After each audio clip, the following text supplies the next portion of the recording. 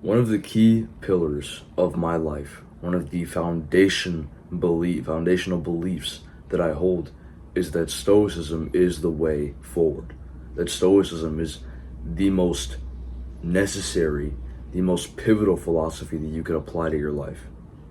And so, for a lot of my self-improvement journey, I was focused on being a Stoic. I still am focused on being a Stoic. I'm focused on how to love other people, how to love nature, how to control myself and my desires, how to clear my mind and how to think necessary thoughts, not to be taken over by judgment or hatred. Instead, to show kindness and understanding. Open-mindedness was never my goal.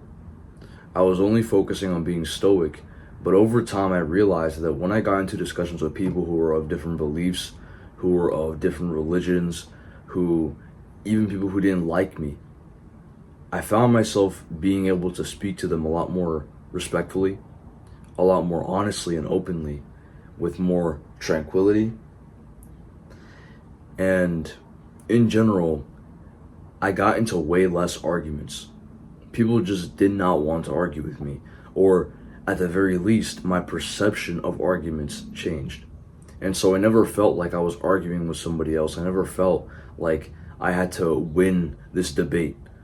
There was no concept of winning or losing in my mind. There was no, oh, I need to get the upper hand. Instead, I could see people for what they were. And so in this video, I want to talk about how I achieved that, how I went from being less open-minded to more open-minded. As I said, the main thing that I was doing was applying Stoicism to my life. Instead of focusing on all these self-improvement tricks, instead of focusing on open-mindedness itself, I focused on loving other people and understanding where they come from. So if I could give you one statement that would help develop your open-mindedness, one statement to apply to your life that would give you the result you want, it would be to always think from the perspective of the other person. Always understand that people are the result of their experiences, not some genetic factor or whatever other bias you have against them. It's simply that this person has a different experience compared to you, and they act the way they act now because of those experiences.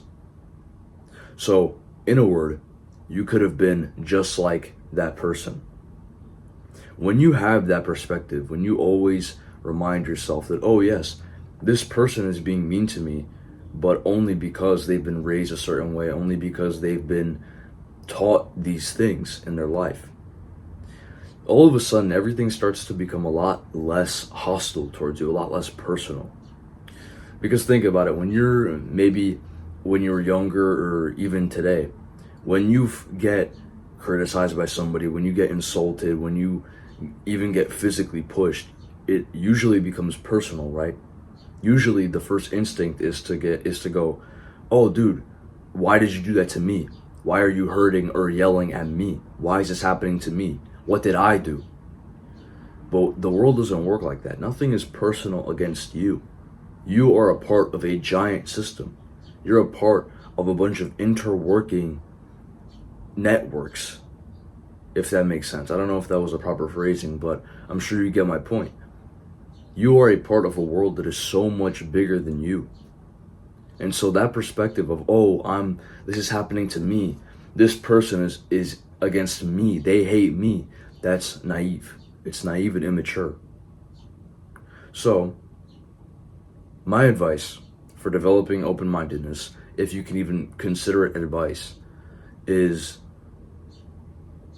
look around you and understand where people come from. Understand that everything is one, that everything is the same, and that you could have been like the person who you are judging, who you think is stupid or ignorant or hateful or whatever else.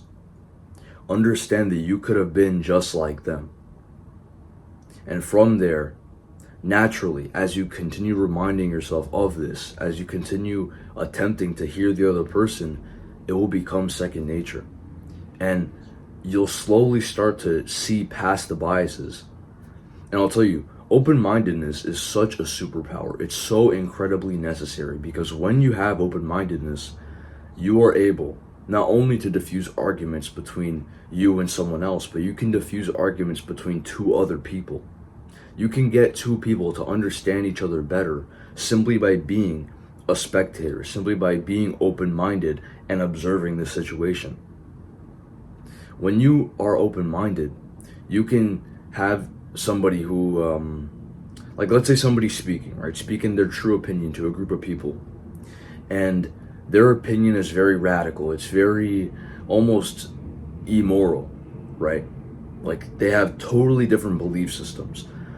Normally, people would get angry at that person. They would shame them and ridicule them, right? And that results in hatred, more disconnection. It results in less bonding, results in less understanding, and that's harmful because on a small scale it may seem insignificant, but it's that same closed-mindedness that has led to so much political division in modern day. And here I'm not talking about just political parties like, oh, Democrats arguing against conservatives. I'm talking just in general about how we should function as humans, about what we should strive for, about what we should do to fix our problems.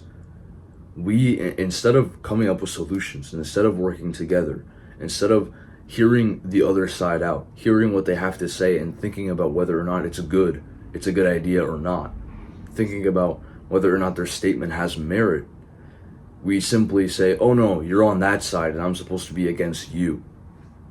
Closed-mindedness on a mass scale literally prevents human progress from occurring.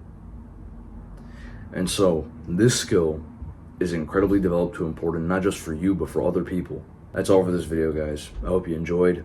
If you did, like, subscribe, comment. Let me know what you thought of this video. Let me know if you agree with me, if you disagree. Let me know what videos you'd like to see in the future.